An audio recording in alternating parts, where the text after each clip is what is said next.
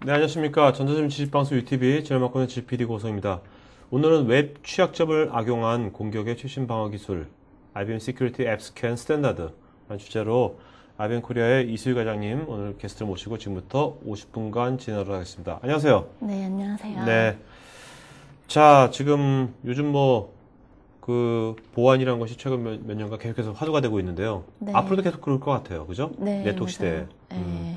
그러면 지금 이제 요새 이제 오늘 이제 웹 애플리케이션 보안이지 않습니까? 네, 그렇죠. 왜 게스님께서는 요즘 와서 왜 이렇게 웹 애플리케이션 보안 공격이 왜 이렇게 늘어나고 있는지 그거 좀 한번 보시는 관점 한번 말씀해 주시겠습니까? 네, 웹 어플리케이션은 사용자들이 점점 이제 다양화된 기기들과 그리고 다양화된 기술들을 이용해서 지금은 이제 점점 클라우드 시대에 맞춰서 가상화된 웹 환경, 네. 그리고 모바일을 통해서 웹에 접근하기도 하고요. 그리고 이제 그거에 맞춰서 이제 기업들도 점점 이제 소셜 비즈니스화 되어 가고 있고, 네. 이를 통해서 이제 사용하는 이제 어플리케이션들이 많이 생기기 때문에 그에 따라서 이제 웹 취약점을 이용해서 이제 공격을 할 수밖에 없는 환경에 놓여 있다고 보실 수 있을 것 같아요. 네.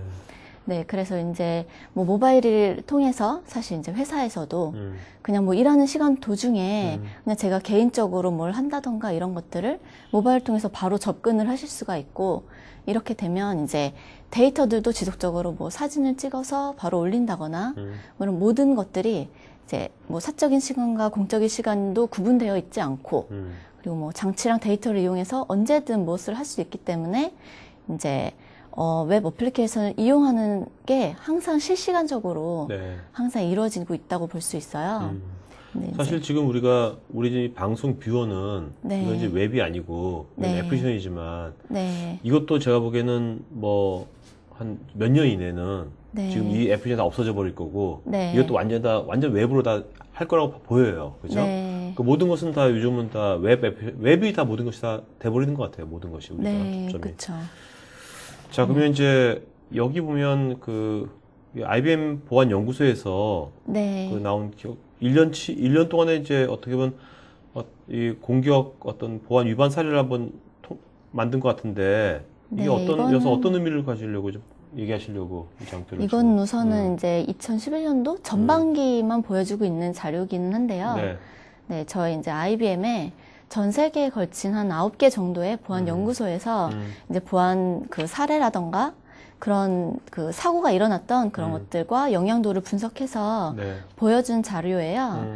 그래서 이제 보면 이제 여러 기업들이 보안 사고가 발생했고, 여기에 이제 공격 유형은 어떤 것들이 있었고, 이제 색깔별로 구분을 해서 보여주고 있어요. 네.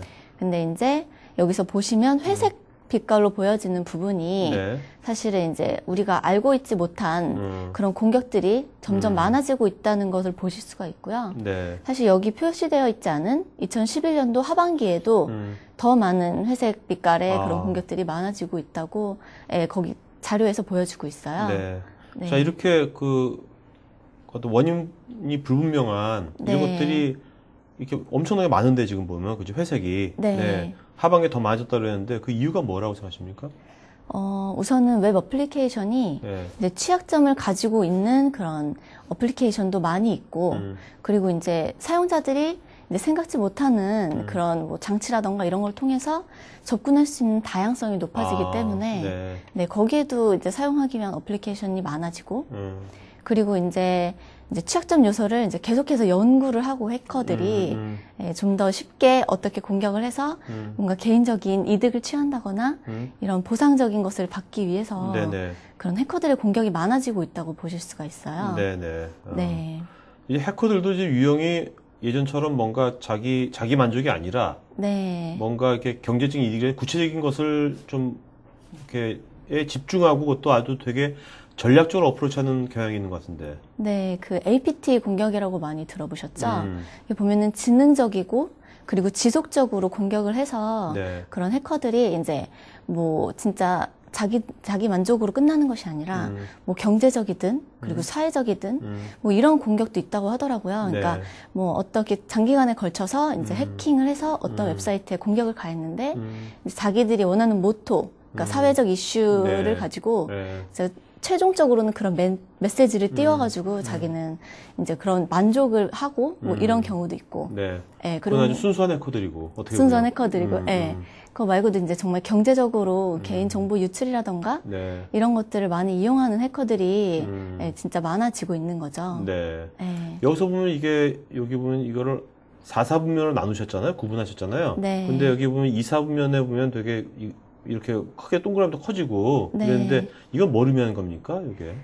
일단은 이 좌표의 왼쪽 이제 네. 가로 좌표는 이제 공격을 하기 위한 그런 용이성이라고 봐야 되는 아, 거예요. 네. 그래서 그 공격을 한번 하기 위해서 네. 쉽게 노력할 수 있는 게 오른쪽으로 할 수 있도록 표시해주고 있고 네. 왼쪽에는 좀 어렵게 공격하는 어. 그런 방식인데 사실 쉽게 공격할 수 있는 것 중에서도 이제 이제 위쪽 세로 좌표에 보시면 네. 이제 얻을 수 있는 잠재적인 보상 효과가 큰 부분을 나타내고요. 쉽게 공격해서 얻는 게 많은 부분에 이제 저희가 그러니까 해커들이 집중을 하고 있는 거죠. 그러니까 웹 같은 거 쉽게 뚫어가지고 네. 개인정 고객정보 다 얻어가지고 팔아넘기고 네. 지금 그런 그쵸. 말씀이시죠? 어떻게 보면. 네, 그렇죠, 그렇죠. 그러니까 어떻게 보면 이게 웹 애플리케이션들이 해커들 입장에서 봤을 때는 네. 아주 자연스럽게 거기에 몰릴 수 있는 네? 그런 어떤 구조적인 요소를 갖고 있는 거네요. 네, 그렇죠. 어플리케이션 접근해서 뭐 쉽게 다운로드를 받으니까 네. 네, 그로 인해서 정보를 유출을 한다거나 자, 그래서 이런 웹이 뚫렸을 때 네. 당연히 여러 가지 이제 그 해커들도 아까 같이 순수한 해커가 아니라 어떤 자기들의 어떤 이득, 어떤 재정적인 이득이라든지 그러면 그만큼 기업이 좀 피해가 클 텐데. 네, 그죠? 그렇죠. 이제 회사들의 경영진이라면 이제 다음과 같은 사항들을 고려해야 될 것 같고요. 그리고 이제 지금은 전에 나왔던 사례들이 있지만 네. 그거로 인해서 이제 회사들이 어떤 영향을 받았는지를 이제 몇 개 자료를 보여주고 있는 부분인데요. 이제 뭐 소니사 같은 경우는 뭐 작년에 개인정보 유출로 인해서 이제 뭐 그때 당시에만 피해를 받은 게 아니라 장기적으로 지속적으로 계속 한 10억 정도의 네. 예, 그런 비용이 계속 발생을 했다고 하더라고요. 그래서 좀 더 회사가 위태로운 예, 실정인 것 같고요. 네. 네, 그리고 이제 그로 인해서 얻는 뭐 브랜드 이미지가 실추가 된다거나 저기 이제 보이는 자료에 의하면 뭐 HSBC 같은 데도 이제 브랜드 이미지에 뭐 영향을 받을 수 있을 만한 그런 해킹 공격을 받았었고요. 네네. 그리고 이제 전체적으로 회사가 세계적으로 퍼져 있는 그런 데도 이제 그 한 곳에만 국한되는 것이 아니라 그 공급망 쪽에 이제 다양하게 돼가지고 그러니까 전염이 되는 거군요. 네, 전염이 되는 효과를 받았고요. 네. 그리고 뭐 집단 소송 같은 거를 해서 예, 법적 관계에 놓여 있는 회사들도 있는 거고요. 네. 자, 뭐 경영자들은 이런 말 할 수 있을 것 같아요. 아이들 잘 모르시는 분들은. 야, 웹 애플리케이션 그거 잘 짜면 될 거 아니야? 그거 왜 잘못 짜가지고 개발해서 이렇게 되는 거야? 잘 짜! 이렇게 말할 수 있잖아요. 네. 근데 어떻습니까? 뭐, 게스트님도 개발자 생활 해보셨죠? 네, 네. 해봤습니다. 그 웹을 개발할 때, 특히 네. 우리나라에서 뭔가 이런 것이, 이런 취약점을 뭐 나중에 노출할 수 있는 어떤 그런 구조적인 뭔가 이슈라든지 문제가 있는 건지 개발할 때, 그거 좀 말씀 좀 해주시죠. 네, 저희가 실제적으로 이제 웹 개발을 한다고 하면 사실 프로젝트를 하는데 가장 중요하게 하는 이제 뭐 그 관리자들이 요구하는 사항은 네. 사실 주어진 시간 내에 그렇죠. 예, 예산도 이제 정해져 있고 그 안에서 무조건 빨리 개발하기를 원하고 네. 예, 그리고 완성도를 떠나서 무조건 이제 한 번만 잘 만들어서 끝까지 마무리하는 거를 중요시하고 개발을 하기 때문에 네. 이제 저희가 이제 취약하다고 볼 수 있는 거죠. 그리고 이제 보안적으로 강화된 그런 개발을 요구를 하지 않기 때문에 그에 대한 교육 같은 것도 이제 받지 않고 네. 개인의 정말 스킬로 인해서 완성만 하면 된다라는 그런 개념에서 이제 저희가 개발을 하게 돼요. 네. 그러면 아무래도 이제 구조적으로 그럴 수밖에 없는 현상인 거죠. 네, 그래서 아무래도 이제 취약점에 대해서 검사를 하지 않고 개발을 하고 있고요. 네. 현재도 그럴까요? 어떨까요? 지금도 크게 달라지지 않았다고 그래요? 제가 보여집니다. 네. 참, 그것도 문제네.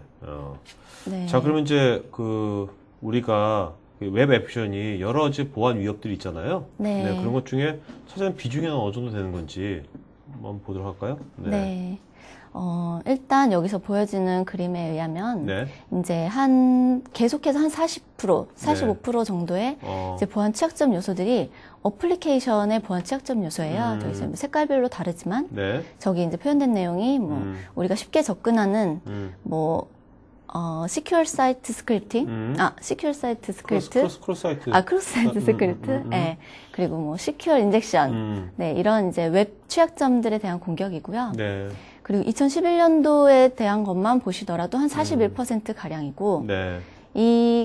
매년마다 그런 어플리케이션에서 한 4,000개 이상의 새로운 취약점들이 계속해서 발생을 하고 있다고 보고되고 있습니다. 네.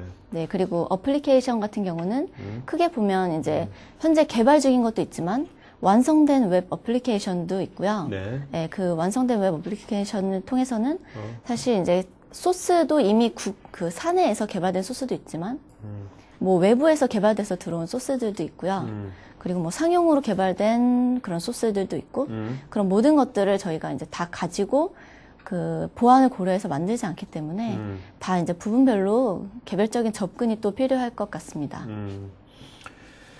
자, 그러면 그 지금 이런 이제 오늘의 이제 주제가 네. 웹 애플리케이션 이제 이 스캐닝이잖아요. 네. 그 스캐닝이라 하면은 지금 현재 어떤 예방적인 어떤 관점이 더 센 거라고 보면 될까요? 어떨까요? 이것이. 네, 일단 스캔을 한다고 하는 것 자체는 뭐 실시간적으로 문제가 일어난다고 해서 그게 바로 검출되고 이런 효과가 아니고 네. 사실 이제 얘를 좀 더 보안적으로 구성을 하자 이런 개념에서 시작을 했기 때문에 사실 미리 예방을 하기 위한 차원이라고 보실 수 있고 네. 이제 최대한 그 취약점에 대해서 줄여보자라는 그런 개념이고요.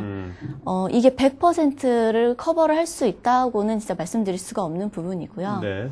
네, 하지만 조금 더 보안이 이제 강화되어 있는 구성으로 우리가 이제 하기 위한 노력은 반드시 필요할 것이라고 보여집니다. 그럼 여기 보면 이제 우리가 기업에서 네. 웹 애플리케이션 스캐닝하는 네. 어떤 뭐 그 솔루션, 뭐 네. 어떤 그런 것들을 위치하는 것은 그냥 외부를 내가 관제할 수 있는, 모니터링할 수 있는 그런 어떠한 뭐 기기면 다 되는 겁니까? 설치하는 것이? 아니면 특정하게 어느 부위에다가 이걸 설치해야 되는 그런 것이 가이드라인이 있는지?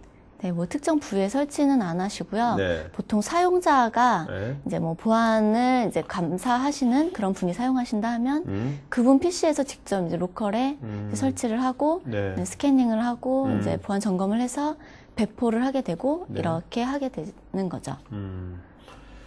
자, 그러면 이제 우리가 아까 뭐 다양한 취약점들이 몇천 개의 취약점들이 있다 그랬는데 네. 그런 것들이 취약점들이 그 산업별로 취약점의 어떤 패턴이 뭔가 다른 건지 그런 것들은 어떤지 말씀해 주시죠. 산업별로 이제 어플리케이션의 취약성을 다 다르게 가지고 있지만 다 어플리케이션의 취약점을 가지고 있다는 게 사실 제일 중요하게 보는 거고요. 네. 사실 이제 여기 좌표에서 보시면 뭐 파이낸셜 서비스 같은 데나 뭐 공공에서 제일 많이 취약점이 보이는 걸로 보여지는데요. 네. 네, 모두 다 거의 한 80~90%가 여기 웹 어플리케이션에서 모두 발생을 하고 있고요. 뭐 크게 다르지 않다고 보시면 돼요. 네, 그래서 이제 취약점들을 보완하기 위해서 좀 더 어플리케이션에서 미리 스캐닝을 하고 얘를 이제 테스팅을 해서 보완을 조치를 하고 네. 이런 과정을 이제 주기적으로 거쳐야 할 것으로 보여집니다. 네. 자, 그러면 실제 아까 우리나라에서 좀 개발을 할 때 지금 이제 보안 관점을 좀 생각하지 못하고 빨리빨리 개발한다 그랬지 않습니까? 네. 그렇다면 그렇지 않고 우리가 어떤 보안 관점을 항상 고려하면서 개발하려면 어떤 식으로 해야 되는지 그거 좀 말씀을 해 주시죠. 우선은 전체적인 소프트웨어 개발 주기가 개발 전에 설계 단계부터 설계, 그리고 개발, 그리고 테스트, 빌드하는 단계와 그리고 배포 단계, 그래서 운영하는 단계에 이르기까지 각각 개별적인 접근을 하셔야 됩니다. 네. 그래서 이제 설계 단계에서는 이제 보안 요구 사항에 대한 이제 사전적인 정의를 해야 됩니다. 네, 그래서 이제 그 시큐어 코딩을 하기 위한 정말 그리고 회사의 규제를 만족시키기 위한 그런 것들에 대한 사전 정의를 하시게 되고요. 그리고 개발을 하시면서 이제 거기에서 필요한 소프트웨어에서 발생할 수 있는 취약점이라던가 이런 정말 아까 설계 단계에서 한 부분이지만 산업에서 꼭 지켜야 되는 규제들이 있는데 네. 그런 부분에 대해서 이제 정의된 부분에 맞춰서 이제 개발을 하셔야 돼요. 그리고 그 다음에 이제 빌드나 테스트 단계에서는 이제 보안적으로 얘가 이제 컴플라이언스 이슈나 그런 부분이 잘 지켜졌는지에 대한 테스팅을 하는 게 필요해지고요. 그리고 개발 시나리오에 따라서 이제 어플리케이션을 테스트를 하는 게 필요하고요. 그 다음에 이제 배포를 하는 단계에 있어서는 이제 인프라 구성이라던가 네. 이런 부분에 대해서도 테스팅을 하는 게 필요하고요. 이때 이제 운영 단계로 어플리케이션을 이제 배포하는 단계가 되고 운영 단계에 이르러서는 이 소프트웨어는 한번 만들어져서 이제 전체가 완성이 되면 얘가 이제 한 주기는 끝이 나지만 사실 이제 계속돼서 변화가 생기게 되거든요. 네. 개발도 변경이 되고 그리고 취약점도 계속해서 발생을 하고 있기 때문에 네. 네, 그런 부분에 대해서 지속적으로 모니터링이랑 관리 그리고 기능상의 변경 등을 지속적으로 판단해 줘야 된다는 네. 테스트해 줘야 된다는 그런 접근을 하셔야 합니다. 네. 자, 오늘 우리가 그 이따가 좀 더 자세히 알아볼 그 IBM의 Security App Scan 스탠다드는 운영 단계에서 쓰이는 거지. 네. 여기 개발할 때 여기서 뭔가 그것이 도움을 주는 건 아닌 거죠? 네, 그렇죠. 네. 근데 이제 완성된 어플리케이션을 얘가 이제 스캔하는 대상으로 잡고 있기 때문에 사실 설계나 개발 이후에 완성된 어플리케이션만 있다면 그런 단계에서는 모두 사용하실 수가 있습니다. 아, 단계별로 사용한다는 네. 거죠? 자, 그러면 이 시큐리티 앱 스캔 그 전체 한번 구성 한번 보도록 할까요? 네. 저희 IBM에서 제공하는 이제 소프트웨어, 어플리케이션 개발은 처음에 초기 요구사항에 대한 그런 정의부터 시작해서 운영에까지 이제 각 단계별로 있습니다. 그래서 저희는 크게 소스 에디션이라고 이제 정적 분석을 하는 네. 그런 도구가 있고요. 그리고 이제 동적 분석을 하는 스탠다드 도구가 있습니다. 네, 그래서 여기 보시면 저기 박스 모양이 보이시죠? 네네. 화이트 박스는 이제 정적 분석을 하는 도구가 사용되는 그런 단계고요. 그리고 그 블랙 박스 같은 경우는 네. 정적 분석 도구를 사용할 수 있는 단계입니다. 네. 그래서 아까 말씀드렸던 것처럼 전 단계에 걸쳐서 이제 각 단계에 이제 필요한 도구들이 있지만 네. 저희 스탠다드는 이제 빌드 단계부터 사용을 하실 수가 있고 네. 그때 발생된 웹 어플리케이션을 이제 전 단계에 걸쳐서 사용하실 수 있는 그런 제품이 됩니다. 네. 자, 그러면 이제 오늘은 이제 주로 우리가 앱스캔 스탠다드 네. 이제 동쪽 단계에서 우리가 취약점을 파악한 걸 네. 하겠지만 어떻습니까? 지금 현재 그 이제 아까 정적 단계, 소스 네. 레벨에서 이거를 취약점을 분석하는 거 네. 이런 것들은 우리나라에서는 지금 뭐 어떤 이런 쪽에 관련된 어떤 이슈가 있는 건지 좀 말씀해 주시겠습니까? 네, 소스가 이제 시큐어 코딩을 해야 된다라는 이제 행안부의 가이드라인이 있습니다. 그래서 이제 지금은 한 75개. 네. 그리고 이제 그게 점차적으로 매년 좀 바뀌기는 했는데요. 이제 그거에 맞춰서 지금 현재는 공공기관들이 이제 대부분 시큐어 코딩을 맞추기 위해서 네. 이제 행안부의 그 조건을 만족시키기 위해서 이제 그 요구 조건들을 이제 정의를 내리고 네. 이거에 대해서는 올해 안에까지 뭐 완성해야 된다. 이제 근데 그것들이 또 매년 정착이 되고 있는 실정이에요. 네. 그래서 뭐 내년까지는 몇 퍼센트 가량이 다 정적 분석을 해야 된다. 그리고 뭐 2015년부터는 모든 기업들은 정적 분석 도구를 통해서 테스트 되어져야 한다라는. 그러니까 공공기관뿐만 아니라 일반 네, 기업들까지요. 그렇죠. 네, 일반 기업들까지 네. 이제 점차적으로 영향을 미치고 있습니다. 네. 그럼 원래는 이제 우리나라에서 이렇게 정적 분석보다는 네. 동적 분석이 많이 쓰였죠? 어떤가요? 네, 지금까지는 우선적으로 동적 분석이 더 많이 되고 있었고요. 저희 회사 같은 경우도 이제 정적 분석을 이제 제품을 가져와가지고 국내에서 이제 상용화되기 시작한 게 네. 사실 몇 년 되지 않았어요. 그래서 아직까지는 뭐 동적 분석에 대한 사례도 많고 네. 제품이 쓰이는 것도 동적 분석이 훨씬 더 많은 네, 그런 결과입니다. 네. 자, 그러면 이제 시청자들 이해를 돕기 위해서 우리가 정적 분석하고 네. 동적 분석을 했을 때 네. 거기서 발견된 어떤 취약점도 다를 거 아니에요? 그죠? 네, 그렇죠. 어떤 것들이 있는지 좀 보도록 알려주시죠. 네. 네, 우선 이 좌표에서 중간에 겹쳐진 부분을 보시면 네. 이 부분은 정적이면서도 동적 부분, 양쪽에서 다 발생될 수 있는 그런 취약점 요소고요. 네. 그리고 이제 그 안에서 발견될 수 있는 부분에 이제 보시면 저 오른쪽 밑에 secure injection, 네. 크로스-사이트 스크립팅, 그리고 뭐 여러 가지 거기에 정의된 그런 기본적인 취약점들이 있고요. 네. 저희가 이제 동적 분석을 사용하게 된다면 이제 그 정의된 저런 취약점들 외에도 환경 설정 오류라던가, 예, 그리고 시스템에 뭐 설치되어 있는 멀웨어, 네. 그런 악성 코드라던가 이런 것들을 감지할 수 있고요. 네, 그리고 뭐 이제 세션 관리된 그런 이슈라던가 이런 동적 분석만 통해서 발견할 수 있는 그런 문제점들이 있어서 네. 네, 이 부분에 대해서는 이제 뭐 스탠다드 에디션을 이용해서 감지를 해야 하는 게 좀 필요해지는 거죠. 네. 자, 그러면 뭐 오늘 여기 있는 계신 분들은 사실 정적 분석, 동적 분석 어느 정도 알고 있겠지만 그래도 네. 오늘 이거 처음 들어보시는 분들 그래서 네. 그걸 간단하게 한번 비교를 한번 해주시죠. 네. 다시 한번 이 자료를 보시면, 이제 정적 분석과 동적 분석의 이제 스캔 대상을 보실 수가 있습니다. 네. 그래서 정적 분석은 이제 소스를 분석해서 좀 더 이제 소스 레벨의 그런 분석을 하실 수 있는 네. 그런 도구이고요.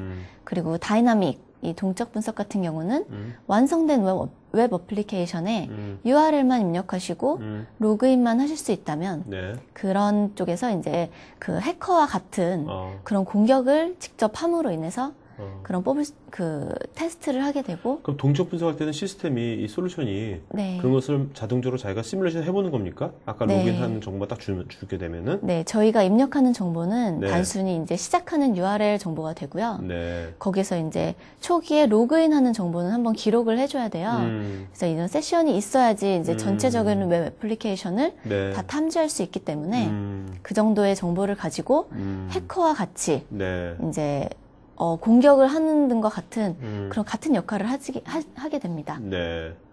자, 이 정적 분석은 소스 코드를 어떤 형태로 이것을 뭔가 이렇게 분석하게 되는 겁니까?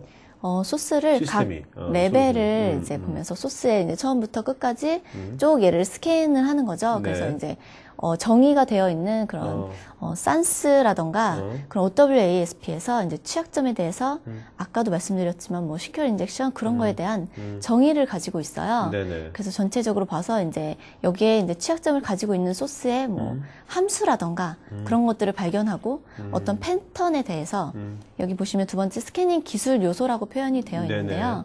이제 변형된 분석 그리고 패턴 매칭 어떤 특정 패턴을 가지고 접근하기 때문에 그런 것들을 기술 요소를 가지고 접근을 하게 되는 거죠. 그러니까 소스에서 어떤 패턴이 좀 이상하다면 그것을 이제 그쵸. 그런 것들이 기존에 정의가 되어 있기 때문에. 네.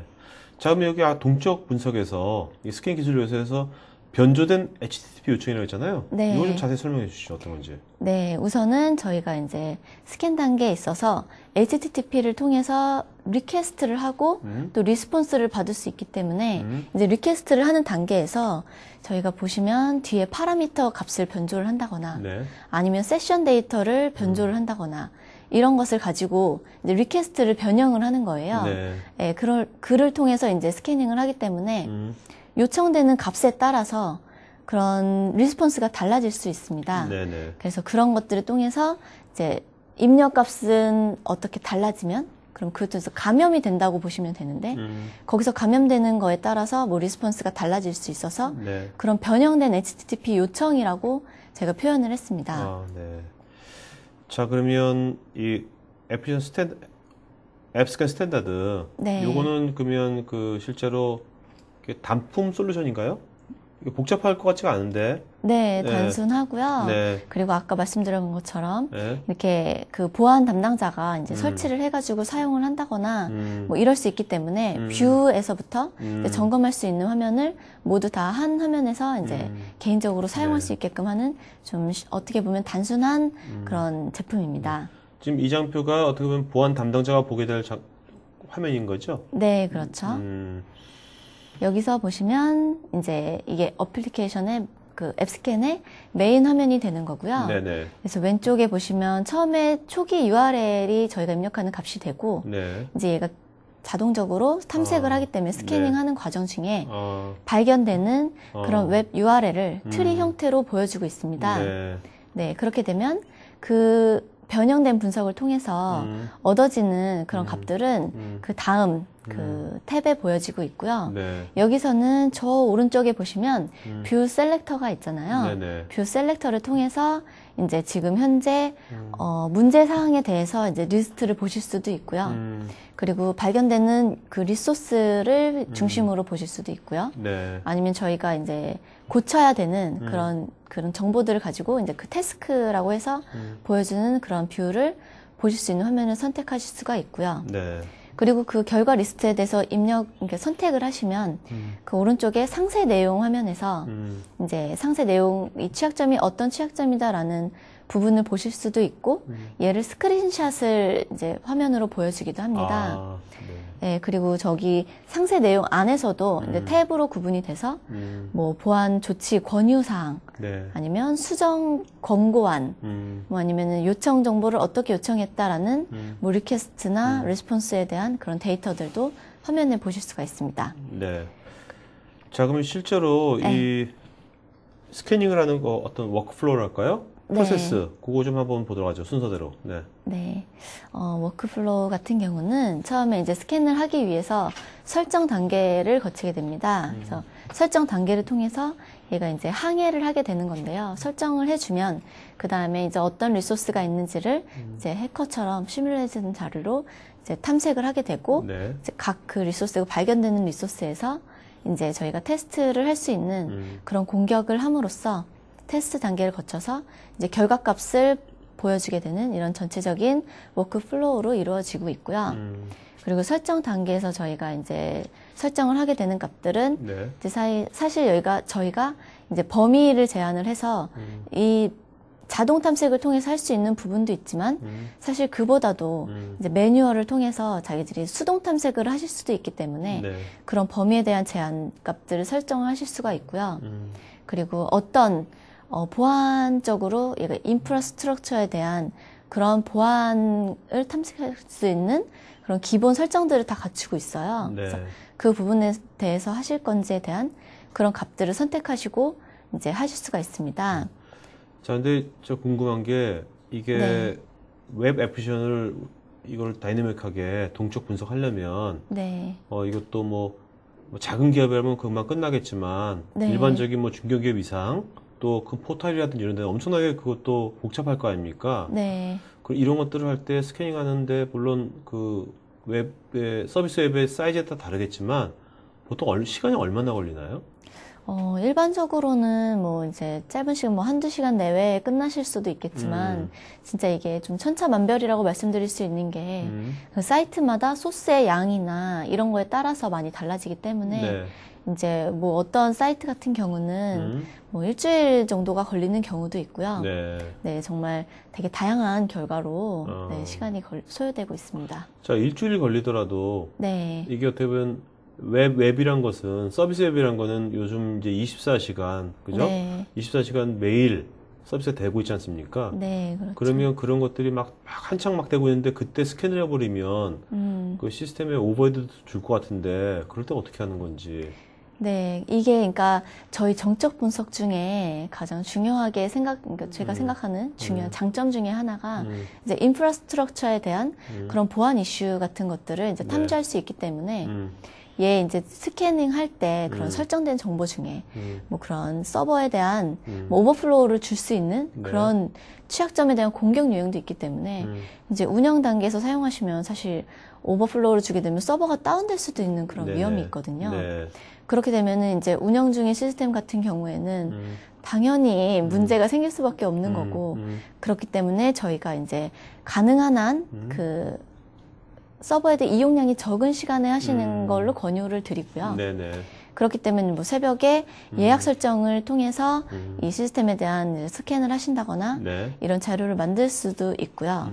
그리고 가장 좋은 방법은 사실 개발 서버 같은 경우를 이제 좋은 환경, 그러니까 운영 환경과 거의 일치된 환경으로 만드시고 그 환경에서 테스트를 하는 게 네, 가장 좋다고 네. 봅니다. 그럼 뭐 만약에 이제 어떤 DR 센터 같은 것이 네. 먼저 돼 있다면, 그죠? 네. DR 센터에다가 이거를 그대로 이제 개발해가지고 네. 거기서 이거 스캐닝을 하는 것도 괜찮겠네요. 네, 그게 아주 좋은 예, 결과를 더 보여줄 수 있을 것 DR 센터가 같고. 있다면. 네. 그렇죠? 네. 네. 자, 그러면 이제 이 앱스캔 스탠다드의 몇 개 특징, 네. 중요한 것 특징 몇 가지만 좀 말씀해 주시죠. 저희 앱스캔 스탠다드는 이제 정적 분석도 가능한 자료지만 네. 저희는 이제 OWASP에 정의되어 있는 사전 정의되어 있는 취약점 요소 그리고 이런 취약점 요소를 위해서 뭐 어떤 것들을 검증해야 된다는 저희가 한 1000개 이상의 그런 정보들을 검출하고 있는 그런 좋은 기능을 가지고 있습니다. 네. 네, 그리고 지금은 사실 저희가 이제 기존의 웹 어플리케이션 개발을 떠나서 이제 리치 인터넷 어플리케이션이라고 해서 좀 더 다이나믹한 네. 그런 어플리케이션이 많기 때문에 이제 뭐 아작스라고 요새도 네, 많이 그렇죠. 표현하는 네. 그런 동적인 바로 화면단에서는 정말 다이나믹하게 변화하는 그런 부분이나 아니면 이제 플래시 같은 중에서도 네. 이제 뭐 링크가 생기고 그를 통해서 모든 메뉴를 만들고 있고 막 그런 부분에 대해서도 이제 탐색할 수 있는 권한을 이제 기능을 갖추고 있습니다. 네. 그리고 이제 멀웨어 탐색 같은 이제 사이트에 어떻게 설치되어 있는 그런 악성 코드들을 감지해내는 그런 분석 기능도 갖추고 있고요. 그리고 웹 서비스도 이제 웹 어플리케이션과 다르게 그 웹 서비스에 대한 URL을 따로 입력하셔서 그 부분에 대해 검출할 수 있는 그런 기능들을 가지고 있습니다. 그리고 이제 사용상에 용이하다는 그런 기능들을 가지고 있는데요. 보시면 이제 설정 부분을 네. 이제 저희가 사용하기 쉽게 기본적으로 자주 사용하는 유형 같은 게 정의가 되어 있습니다. 네. 그래서 그거를 이제 굳이 사용자들이 뭐 하나하나 설정하지 않아도 어떤 취약점을 검사하겠다 이런 설정 없이 어떤 뭐 침입형, 뭐 그리고 어플리케이션 검색형 이렇게 구분을 해서 설정을 하시고 네. 바로 이용을 하시고 또 이제 개인적으로 사용자 정의를 내리실 수가 있는 거죠. 이제 항상 뭐 어떤 시간 안에 검색을 하시겠다 하시면 이런 취약점에 대해서 선택을 하시고 네. 그 부분에 대해서 그대로 사용을 하실 수 있기 때문에 그런 사용상의 용의를 가지고 있고요. 그리고 저희가 이제 어플리케이션을 검출한 결과 보고서를 보시면 취약점에 대해서 어떻게 조치를 해라 네. 라고 사실 개발자들이 사실 그 데이터만 보고서 고치기 쉽지 않은데 이런 권고사항들을 이제 상세하게 보여주고 있는 그런 기능들이 있습니다. 네. 그리고 이제 보고서라던가 이런 것들을 좀 더 이제 저희가 뭐 규제라던가 이런 거에 맞춰서 기본적으로 이제 제출하시는 그런 보고서 유형을 저희가 이제 좀 더 커스터마이징해서 사용하실 수 있는 그런 기능들도 가지고 있어서요. 네. 보고하시는데도 참 용이하실 것 같습니다.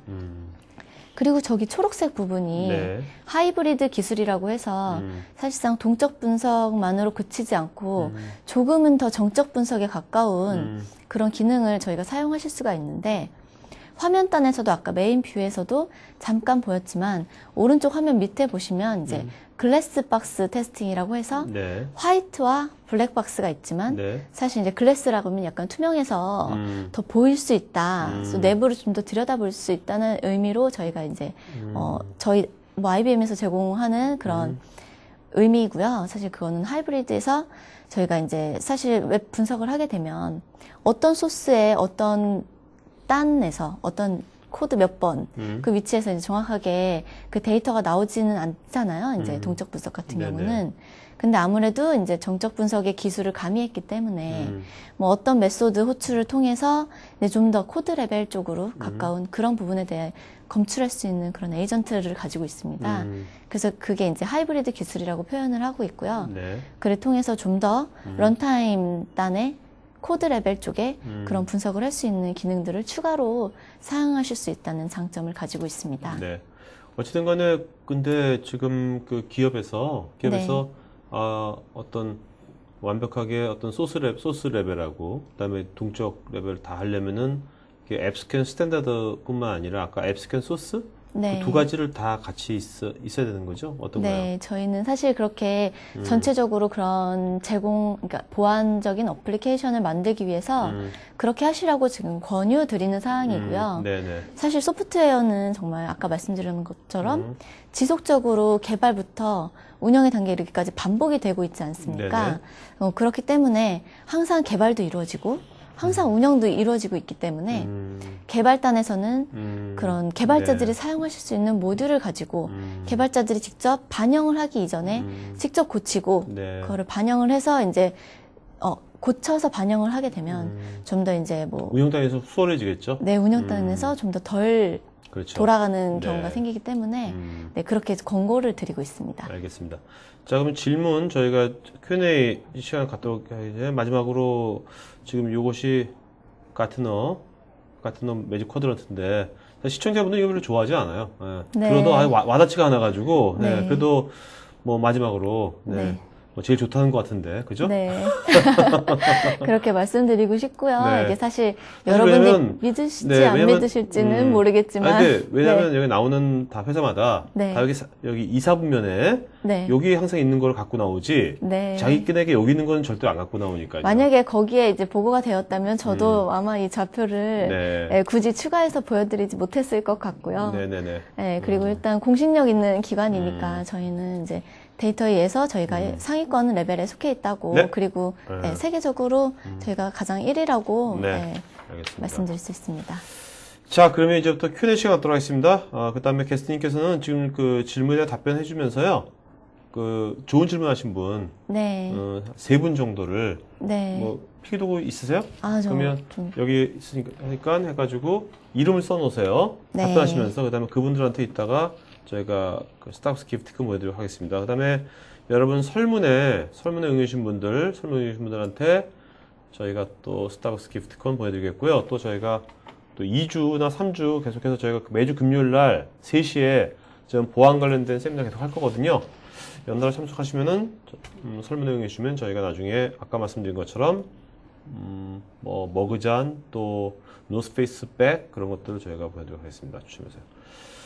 자, 이도현님, 웹 취약점은 개인정보 보호와 연관될 수도 있는데 개인정보 필터링과 연계할 수 있는 프로그램도 있는지요? 개인정보보호법에 맞춰서 저희가 이제 개인정보보호법이라고 하면 네. 개인의 정보를 담고 있는 뭐 계정관리 시스템 그런 시스템을 통해서도 점검을 할 수 있는 부분이기 때문에 네. 그 부분을 이제 웹적으로 사용하실 수 있는 그런 부분에 대해서도 이제 관리를 하시면서 좀 더 개인정보 보호 부분에서 발생할 수 있는 웹 취약점, 그런 화면에서 발생할 수 있는 취약점에 대해서도 검출할 수 있는 기능이 있다. 그렇게 말씀드리고 싶고요. 네네. 그렇게 되면은 아무래도 연관이 돼가지고 이제 좀 더 개인정보 보호에 도움이 되지 않을까. 네. 저희 앱스캔으로 그런 도움을 드릴 수 있을 것 같습니다. 자, 이수연님 이메일 어드레스 어떻게 되죠? 이메일 어드레스. 본인 이메일 어드레스. 아, 제 이메일 어드레스요? 네. 네, SUH LEE요. LEE. 그 다음에 KR.IBM.com 맞죠? 네, 맞습니다. 네. 제가 이제 대답드린 거 이외에도 사실 더 많은 정보가 필요하시거나 네. 네, 또 추가적으로 물어보고 싶은 게 있으시면 네, 이렇게 메일로 보내주셔도 네, 자, 여러분, 이수 회장님, 제가 이메일 어드레스 다 보내드렸으니까요. 네, 여러분들, 아까 말씀하신 것처럼 뭐 질문이라든지 또 구체적인 질문, 어떤 정보 같은 것들은 나중에 이메일로 문의 주시기 바랍니다. 오늘 물론 지금 여러분들이 질문하신 거에 답변 드리겠습니다. 유준호님, 국내 타 제품의 유사한 제품들도 있는 것 같은데, IBM의 앱스캔 스탠다드가 가격 경쟁이 있는 건지 타 업체와의 차이점과 장점을 알려주십시오. 우선은 저희 제품 중에서 가격적인 부분은 제가 지금 뭐 말씀드릴 수는 없겠지만, 예, 일단은 경쟁력이 있다고 말씀드릴 수가 있고요. 뭐 자세한 내용은 사실 이제 저희 또 나중에 메일이나 저희 영업분과 통해서도 알아보실 수가 있으시고요. 네네. 저희 앱스캔 스탠다드 제품 중에 되게 우수하다고 생각되는 부분은 이제 스캔을 하는 속도 부분에서 좀 우월하게 뭐 스캔을 하는 그런 속도가 좀 뛰어나고요.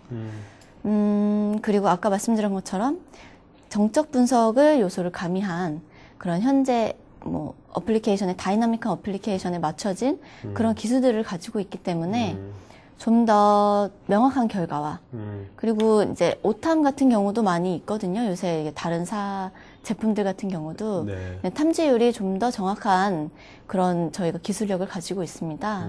네, 그게 이제 장점이라고 말씀드릴 수 있을 것 같습니다. 네. 자, 김태식님께서는요, 이런 이제 앱스캔 이런 툴을 네.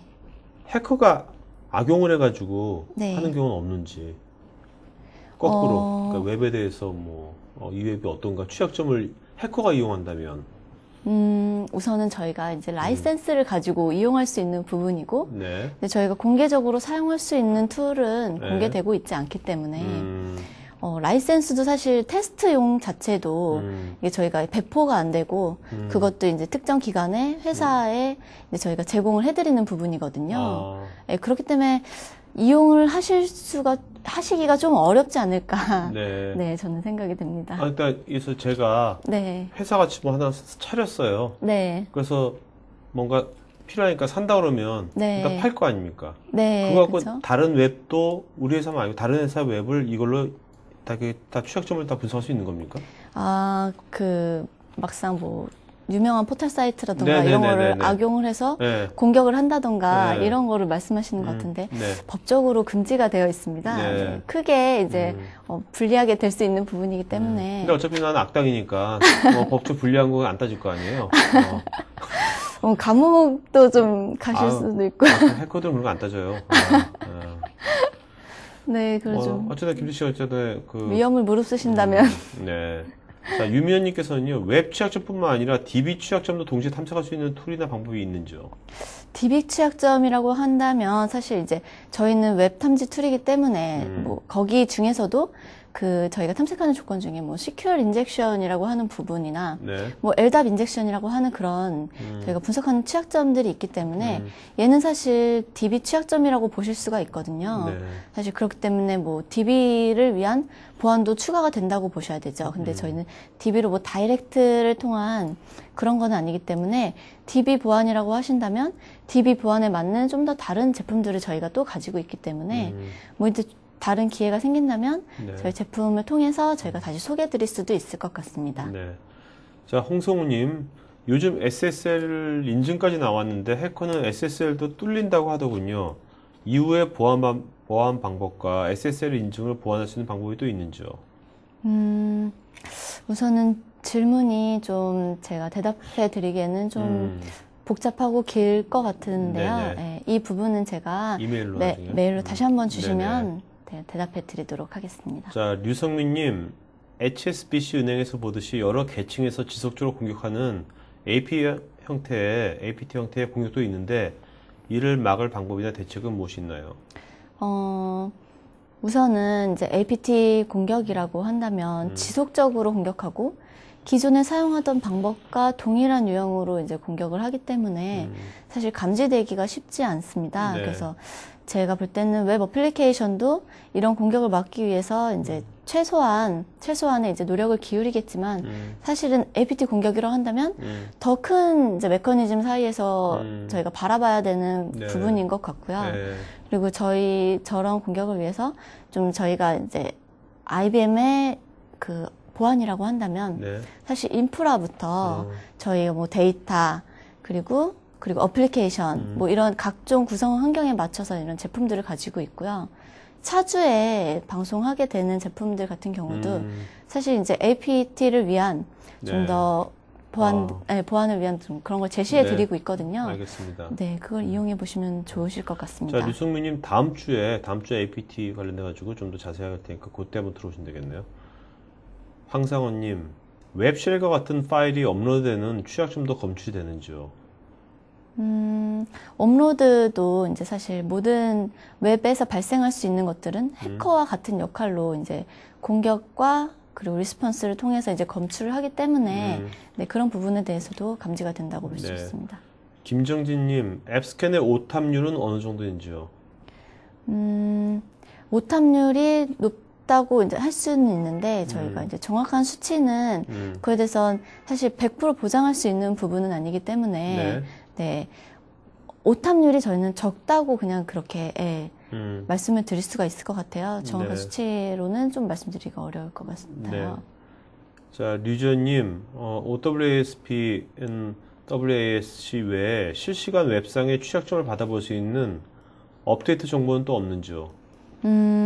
저희가 이제, 그러니까 앱스캔 스탠다드 특징 중에 초기에 시작하실 때 저희 뭐 여러 번 말씀드렸지만 엑스포스 연구소라고 지속적으로 저희 뭐 보안에 대해서 연구를 하고 그에 대해서 조사를 하는 그런 팀이 구성이 돼서 지속적으로 저희가 업데이트가 되고 있습니다. 그래서 저희 보안 전체적인 메커니즘에 맞춰서 각 단계에 대해서 발생하는 그런 취약점 요소에 대해서 거기서 취합을 하고 배포를 하고 있습니다. 그래서 저희가 시작하실 때 이제 뭐 툴이 시작할 때 그거에 대해서 바로 업데이트를 받으실 수가 있는데요. 그렇게 되면 이제 정의되어 있는 사전 정의되어 있는 저 OWASP나 그런 부분은 기본적으로 가지고 있지만 사실상 매번 시작할 때마다 저희 보안연구소를 통해서 그런 취약점 요소가 업데이트가 되고 발견이 되고 검출하는 데 도움을 줄 수 있기 때문에 그런 지식연구소에서 계속적으로 업데이트가 되고 있다고 보시면 됩니다. 자, 유정우님, 다운로드 취약점과 업로드 취약점 테스트도 가능한지요? 질문을 많이 하셨는데 이분께서 첫 번째 질문부터 먼저 다운로드 취약점과 업로드 취약점 테스트도 가능한지. 우선은 이 부분은 제가 메일로 한번 말씀드려야 될 것 같아요. 질문들이 너무 많아가지고요. 지금 5개 펼쳤는데 이거 메일로 보내셔야 돼요. 이거 다 하실 수 없고요. 이 중에서 하나 정도만 하신다면 어떤 거? 우선 바로 딱 보이는 게 보고서는 어떤 형태의 그래프로 산출되는지라고 물어보셨는데요. 저희가 보면은 이제 취약점 요소에 대해서도 사실 상중하 레벨이라고 해가지고 그런 부분들에 대해서 이제 웹 취약점 특정 취약점에 대해서 발견되는 것을 뭐 상이라는 그런 것들을 구분을 해놓고 있어요. 그래서 그런 부분에 대해서 이제 그래프상으로는 상에서 몇 건, 그래서 중에서 몇 건, 하에서 몇 건 이런 그래프로도 보여지고 있고요. 그리고 각 요소에 대한 그런 설명이라던가 권고사항을 이제 같이 뽑아주는 개발자를 위한 보고서도 작성을 하실 수가 있고요. 그리고 이제 저희가 보안 감사나 이런 뭐 그 위에 그 제출을 하기 위한 그런 부분도 많이 필요하잖아요. 그렇기 때문에 거기에 산업 규제라던가 저희가 가지고 있는 한 40여 개의 기본 제공해드리는 자료가 있어요. 그 템플릿에 맞춰서 그런 거를 제출하실 수 있는 것도 가지고 있습니다. 그리고 가장 좋은 거는 사실 이제 기업의 환경에 맞춰서 커스터마이징해서 어떤 데이터를 뽑을 수 있게끔 저희가 도큐멘트에다가 만들어서 그거를 이제 사용을 하실 수가 있는데 아마 처음에 이제 사용을 하시면 그걸로 작성을 하셔서 지속적으로 사용하시는 게 가장 좋을 것 같습니다. 자, 유정우님 다른 질문들은 이메일로 해주시 바라고요. 다른 분들도 답변을 해줘야 되니까요, 저희가. 이종필님, 앱 스캔의 경우 시스템 부하에 어느 정도 영향을 주고 CPU나 메모리 중에 어느 쪽에 더 영향을 주게 되는지요?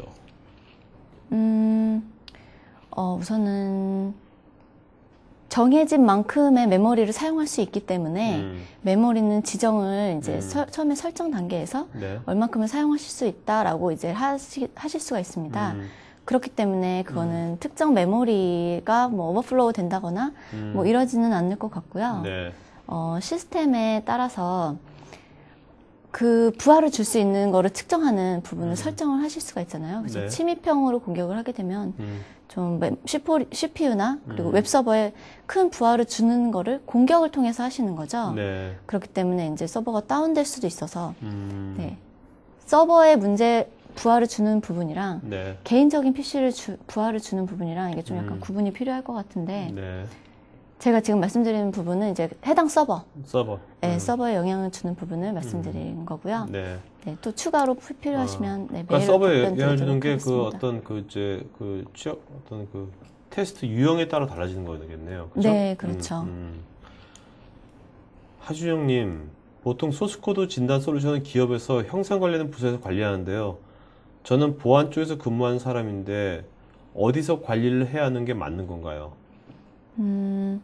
두 부분에서 다 보안에 대해서는 모두 사용을 하시는 게 맞고요. 형상관리 부서에서는 이제 완성된 웹 어플리케이션을 가지고 테스트할 수 있는 그런 동적 보안 부분에 대해서는 그렇게 사용을 하실 수가 있고요. 그리고 이제 소스 에디션이라고 제가 네. 정적 분석이라고 말씀드렸던 부분이 있는데요. 그 부분은 이제 좀 더 형상관리에 자동화를 해서 거기서 이제 배포를 하기 이전에 한번 자동화 스캔을 통해서 형상관리 적용이 되기 때문에 이제 각별로 이제 다르게 사용하시는 게 가장 맞을 것 같습니다. 네. 자, 그 다음에 배준수님, 어떤 종류의 HTTP 리퀘스트 변조를 해주시는지요? 네, 제가 한 가지만 말씀드리면 이제 뭐 시큐어 인젝션이라는 그런 거를 테스트하기 위해서 네. 저희가 변조를 한다면 사실 아이디와 패스워드 값을 넣고 개발자들은 뭐 select라는 DB 그런 쿼리문을 만들잖아요. 네. 그럼 ID 이퀄 해서 콜론 속에 값이 그대로 적용이 돼요. 네. 근데 그 부분에 사실 사용할 수 있는 부분은 그러니까 아이디만 그대로 입력하는 텍스트 부분이 아니라 저희가 DB에 쿼리를 날리게 될 때 그 부분에서 저희가 뭐 마이너스라는 부분으로 얘를 주석 처리를 한다거나 네. 이런 부분을 악용을 하시는 거죠. 그래서 아이디 값 대신에 거기에 이제 주석 값으로 이용이 될 수 있는 부분을 입력을 하시고 패스워드를 무시하고 하는 그런 쿼리문을 만드시게 된다면 네. 얘를 DB에 이제 문제가 되는 그런 부분으로 검출을 하게 되는 거죠. 네. 강상우님, 쿠키 등을 안 보이게 하는 솔루션이 있는지요? 쿠키 등을 안 보이게 한다는 의미가 제가 좀 네. 정확하지가 않아서 좀 더 구체적인 질문해 주시기 바랍니다, 강상우님. 나중에 네. 메일로라도. 그 다음에 한준하님, 웹 취약점 분석 시에 웹 서비스에 영향을 미치거나 그런 적은 없는지요? 프로세서가 정지되어 웹 페이지가 열리지 않는다든지. 이런 부분은 발생할 수 있기 때문에 저희가 이제 권유드리는 사항이 테스트 서버에서 가능한 검지를 해야 되고 네. 그리고 저희가 프로젝트를 구축할 당시에 그런 부분에 대해서 이제 다 커스터마이징을 하게 되잖아요, 뭐든지. 네. 그렇게 되면 이제 환경에 맞게끔 저희가 이제 구축을 해드리는 게 있기 때문에 그런 부분은 이제 발생하지 않도록 해드린다고 해야지 맞는 것 같습니다. 네. 조영진님, 소프트웨어 테스트 진행, 단위 테스트라든지 통합 테스트와 함께 앱 스캔 등을 활용한 보안 테스트 진행에 대한 가이드나 케이스 스터디가 제공되는지요? 네, 물론입니다. 저희가 이제 프로젝트를 하면서 저희가 이제 기술력들을 가진 많은 이제 저희 협력 기업들이 있기 때문에 그 부분들에서도 이제 그런 기술력이라든가 이런 걸 다 이제 공유를 해드리고 도와드릴 수 있는 그런 기능을 갖추고 있습니다. 저희는. 네. 네. 배준수님, 어느 정도나 강력히 테스트를 해주는지 궁금합니다. HTTP 변조를 생성하는 방식의 예를 하나 들어주신다면. 네, 이게 아까 제가 말씀드린 뭐 시큐어 인젝션으로 생각하셔도 될 것 같습니다. 박하영님, 웹 애플리케이션은 공격과 정상적인 트래픽 사이의 차이를 구분하기 어려워 디도스 공격에 취약할 가능성이 높은데 이에 대한 대처 방안은 무엇인지요? 저희가 이제 제가 질문을 정확하게 파악한 건지는 잘 모르겠는데요. 네. 이제 저희가 어플리케이션을 통해서 이제 공격하는 방식 자체가 이제 해커들의 공격을 시뮬레이션한 데이터이기 때문에 네. 이제 정상적인 트래픽보다는 이제 변조되어서 이제 공격이라고 생각할 수 있는 부분으로 이제 공격을 하기 때문에 좀 더 이제 어플리케이션에 공격을 가하고 그런 거에 대한 결과값이 떨어지고 이거에 대해서 이제 반영할 수 있는 데이터를 드린다고 보시면 될 것 같습니다. 네. 자, 정인철님, 보통 보안 컨설팅 시에 취약점 수행 및 분석을 통해서 조치까지 컨설팅 해주는데, 그럼 이 제품을 사용한다면 별도의 취약점 컨설팅은 안 해도 컨설팅하는 만큼의 효과를 얻을 수 있는지요? 그렇다면 그 효과는 어떻게 되는지요? 이게 마지막 질문인가요? 네. 우선은 저희가 이제 컨설팅을 통해서 조치를 이제 알려드리고 그렇게 된다면 아무래도 이제 그 기술적인 부분이 이제 많이 그 스케일업이 되실 수 있을 것 같습니다. 네. 그렇기 때문에 이제 유형별로 이제 많이 아시게 된다면 고치는데도 이제 수월하게 굳이 컨설팅을 떠나서라도 그런 부분이 역량이 많이 만들어질 수 있도록 도와드리기 때문에 네, 괜찮으실 것 같습니다. 네. 네. 알겠습니다. 자, 그러면 오늘 질문하신 분 중에서 세 분 이름 좀 불러주시죠. 저는 이제 기억에 남는 부분이, 네. 분이 네. 아까 질문을 한 5가지 이제 되게 정성스럽게 질문해 주신 분이 있는데, 네네네네. 제가 대답은 모두 못 드렸지만, 네. 유정훈 씨였던 것 같은데요. 네네네. 네, 유정훈 씨. 네, 네. 유정훈님. 네, 그 다음에요. 네, 그래가지고 이제 기억에 네. 남고요. 네.